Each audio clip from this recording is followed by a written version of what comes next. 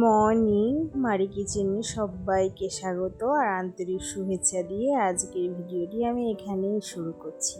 কেমন আছো সবাই তোমরা? আমি ভালো আছি, তোমাদের দুয়ায়। আবার আমি ফিরে এসেছি। আমি ভাবতেই পারিনি যে আবার তোমাদের মধ্যেখানে আমি ফিরে আসব, তোমাদের সঙ্গে কথা বলবো। আমার ইউটিউব চ্যানেলে আবার আমি ভয়েস দিয়ে তোমাদের সঙ্গে গল্প করব। প্রত্যেক সোমবার তোমাদের জন্য 15 মিনিট বের করব। আমি সত্যি আর ভাবতে পারিনি হঠাৎ করে আমার সিচুয়েশান এত একটা জটিল সময় পৌঁছে যাবে, বুঝে উঠতেই পারিনি। আইসিইউ থেকে ঘুরে আসার পরে এটাই ভাবলাম যে জীবনে বেঁচে থাকাটা সব থেকে জটিল ব্যাপার, মরে যাওয়াটা ভেরি ইজি। বাট সত্যি তোমাদের সবারই দুয়াতেই আমি ফিরে এসেছি। আর দেখো, আমার শরীর খারাপ, তাই বড়মশাই এদিকে কিচেনে রান্না করছে, একটা ভাইও আছে। তো আমি বসে বসে ফলগুলো গুটিয়ে নিচ্ছি, এদিক ওদিক পড়ে আছে। আর একটা গৃহিণী যতক্ষণ না তার গৃহের কাজ ঠিক করে করবে, কখনোই ঘরটা গোছানো হবে না। আমার পুরো ঘরটা চারিদিকে এলোমেলো হয়ে যাচ্ছে, তাই হয়ে পড়ে আছে, তুমি ভাবতেও পারবে নি। কিন্তু আমার ক্ষমতা নেই যে আমি করি, তবু টুকিটাকি যেগুলো ছোট বড় কাজ সেগুলো আমি কুটুকুটু করে করতেই আছি। এটা আমি মিশো থেকে অর্ডার করেছিলাম। তো আমি হসপিটালেই ছিলাম, তখন এসছি। আমার মেয়ে তাকে সেলোটিপ দিয়ে সুন্দর করে বক্সে করে রেখেছে, আমি আসার পরে আমাকে বের করে দিচ্ছি। তো আমি বলি দেখি একটু লাগিয়ে, তো একটু স্যুপ খেয়ে নিব, কারণ আমাকে একটা সারাদিনের ডায়েট চার্ট বানিয়ে দিয়েছে খাওয়া দাওয়ার। কারণ আমার অনিয়মিত খাওয়া দাওয়া, জল কম খাওয়ার জন্যই আমার এই সমস্যাটা এসছিল। তাই আমার ভিউয়ার্স যারা আছো তাদেরকে আমি বলবো জলটা অ্যাভয়েড করবে না। জলটা আমাদের শরীরের সব থেকে বড় মেডিসিন। আর আমার জল কম খাওয়ার কারণেই আরও এই প্রবলেমটা দেখা দিয়েছিল। তো তোমরা সবাই জল খাবে। ছোট বোন অবশ্য চলে এসেছিলো, আমরা তো দুটোই বোন। তো আমার বোন চলে এসেছিলো আমাকে হেল্প করার জন্য, ও ব্যাঙ্গালোরে থাকে। তো ব্যাঙ্গালোর থেকে আমাকে এসছে হেল্প করার জন্য।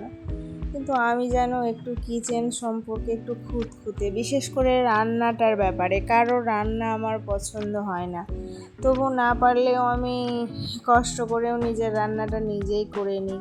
কি যে একটা আমার বাজে অভ্যেস, কারো রান্না আমার পছন্দ হবে না।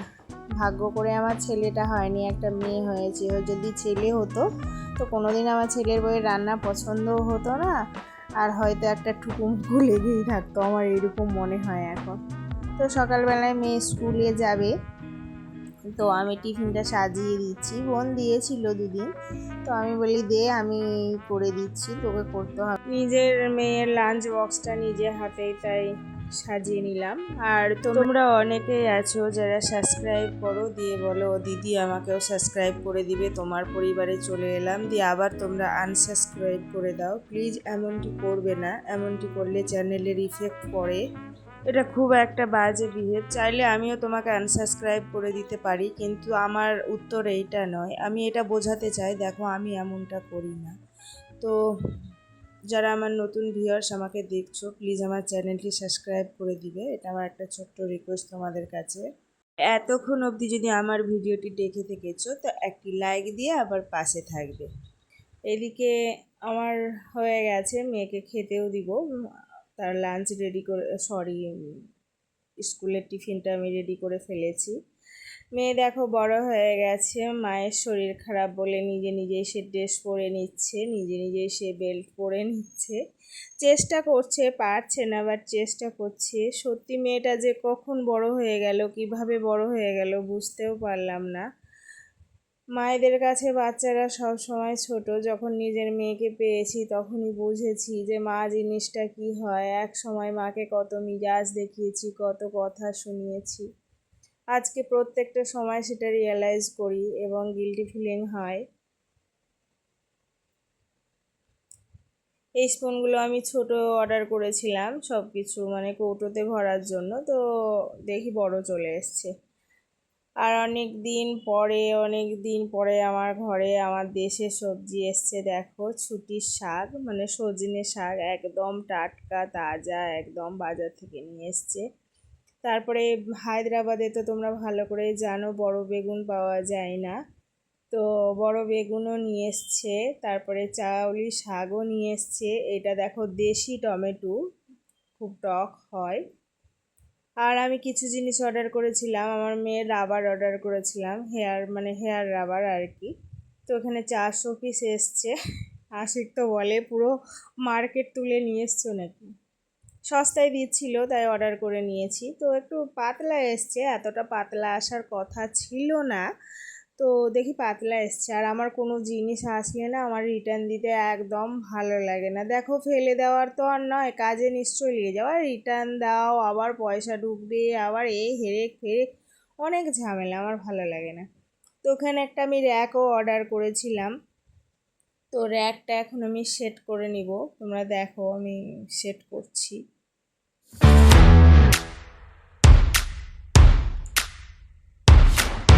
খুব ইজিলি তোমরা ঘরে র্যাকটা নিজেই সেট করতে পেরে যাবে।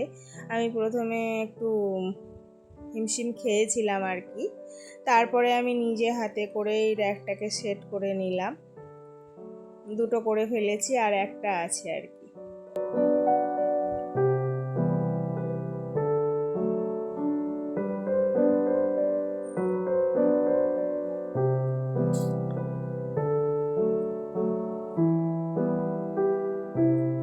অনেক দিন থেকে এটা আমার কার্ডে ছিল, আমি নিব ভাবছিলাম, কিন্তু নেওয়া হয়ে উঠছিল না। আজ এটা কাল ওটা, এটা এরকম করে করে না নেওয়া হয়ে ওঠে না। আর আমাদের মতো ফ্যামিলির লোকদের এই ছোট ছোট জিনিসগুলো স্বপ্নের জিনিস বললেই চলে, যেগুলো কার্ডে অনেক সময় দেখবে কার্ডের মধ্যে পড়ে রয়েছে, তো পড়েই থেকে গেল। তো এবার এটা যখন সেট করে ফেলেছি, তো জায়গাটা তো গুছিয়েও নিতে হবে বলো। আর অনেক দিন ধরে অপেক্ষা করেছিলাম, তো আসা মাত্রই আমি কৌটোগুলোকেও চেঞ্জ করে দিলাম। যখন র্যাক এনে ফেলেছি, তো কৌটোগুলো একটু ক্লাসি টাইপের দিয়ে ফেলি। আর আমি ইচ্ছা করে এই কৌটোগুলো ইউজ করিনি, যে র্যাকটা এলে কৌটোগুলো আমি ইউজ করব বলে, তার জন্য আমি কৌটোগুলো রেখে দিয়েছিলাম ওই রকম। এখন আমি ওই এক কৌটো থেকে আরেক কৌটোয় ট্রান্সফার করে নিচ্ছি। গ্লাসেসগুলো, মানে গ্লাসেস জারগুলোতে আমি ঢেলে নিচ্ছি, প্লাস্টিকগুলো এখন বাদ দিয়ে দিব আর কি। তো দেখো আমি সাজিয়ে ফেলেছি।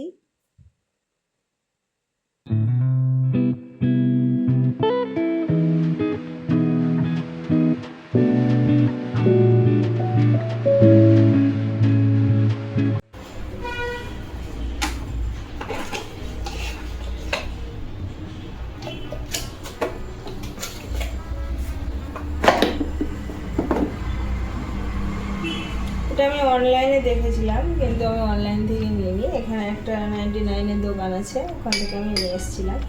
আমি দেখেছিলাম প্লেন, তারপরে আমি যখন যাচ্ছি তো ওটা শেষ হয়ে গেছে, এরকম ছবি ছবি দেওয়া আছে, তো এটার থেকে ওটা বেশি সুন্দর লাগছে।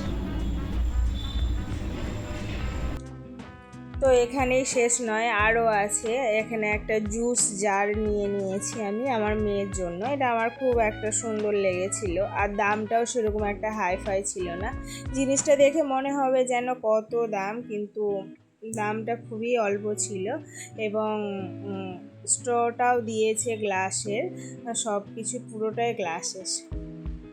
এটা প্রচণ্ড ক্লাসি ছিল। আরেকটা ছিল স্টার শেপে 2 কালারের, বাট আমি এটা নিইনি, আমার খুব একটা ভালো লাগেনি। কিন্তু এটা আমার খুব পছন্দ এসেছিল। এই ঢাকনা স্ট্রো বাদ দিয়েও আমি শুধু গ্লাসটাও ইউজ করতে পারি আর কি।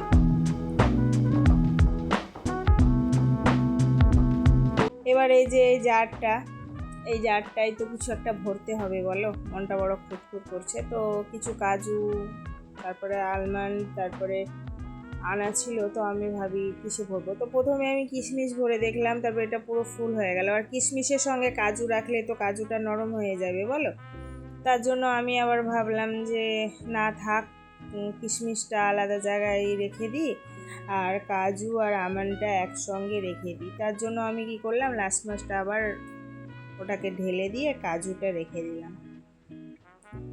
তো আজকে আমার এই অবধি ছিল ভিডিওটা। তোমরা যে যেখান থেকে দেখছো সবাই ভালো থাকবে, সুস্থ থাকবে। আর আজকের মতো এই অবধি। আবার একটা নতুন ভিডিওর সঙ্গে তোমাদের সঙ্গে আমি এসে কথা বলবো। আর সবারই সুস্থতা কামনা করে আজকের ভিডিওটা আমি এখানেই শেষ করছি। বাই, খোদা হাফিজ।